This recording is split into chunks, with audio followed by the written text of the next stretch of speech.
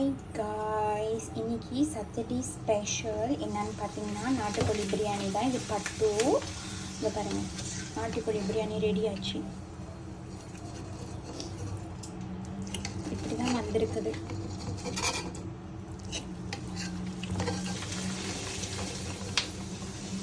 உங்களுக்கு தெரியுதா?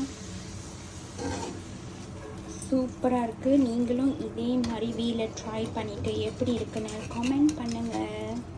அதுக்கப்புறம் இந்த அப்பளப்பூ பொரிச்சுட்டு கொடுக்குறாங்க.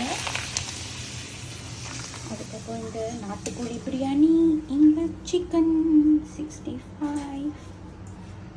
ஓகே, இது எப்படி இருக்குன்னு செஞ்சு பார்த்துட்டு உங்கள் வீட்டில் சாப்பிட்டு எனக்கு கமெண்ட் பண்ணுங்கள். Thank you, bye, see you in next video. Happy Saturday!